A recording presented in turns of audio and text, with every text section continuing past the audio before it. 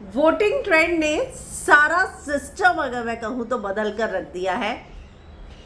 वो कॉन्टेस्टेंट जिसको लोग सोच रहे थे कि चला जाएगा, क्या उसको अब ऑडियंस सेव कर लेगी और किसकी एलिमिनेशन का खतरा बना हुआ है इस हफ्ते और क्या कहते हैं वोटिंग ट्रेंड्स, मैं हिना कुमावत आपको बताऊंगी फिल्म विंडो पर। तो लगातार वोटिंग ट्रेंड्स का कमाल जो है और जो ऊपर नीचे हो रहा है काउंट में, उससे तो ऐसा लगता है कि बाबा किसी पर कभी भी कोई भी गाज गिर जाएगी।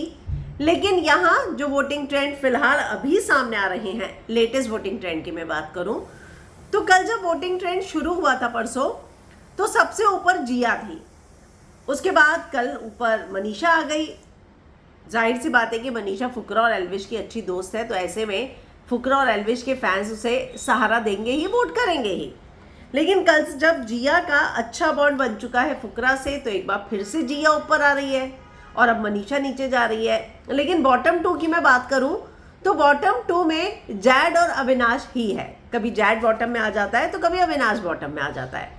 कल जब स्टार्ट हुआ तब जो है अविनाश बॉटम में था, लेकिन अब अगर मैं बात करूं तो जैड बॉटम में है।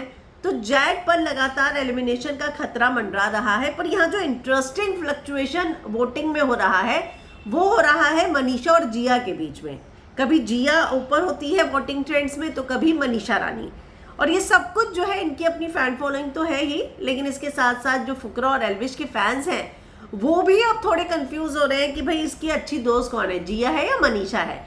लेकिन जहाँ तक स्टार्टिंग से हम गेम की बात करें तो मुझे जो एक अनकंडीशनल बिना एक्सपेक्टेशन के दोस्ती नजर आती है वो मुझे एल्विश, मनीषा और फुकरा की ज़्यादा नजर आती है। तो आपको क्या लगता है कि कौन जो है वोटिंग ट्रेंड में बाजी मार लेगा और कौन इस हफ्ते एलिमिनेट होगा? एलिमिनेशन को लेकर मैं बहुत श्योर हूं कि या तो जैड निकलेगा या अविनाश, और डबल एलिमिनेशन हुआ तो दोनों, एल्स जैड जो है वो निकलेगा, ये मुझे लगता है। तो आप क्या कहना चाहेंगे? कमेंट में अपनी राय लिखकर जरूर बताएं।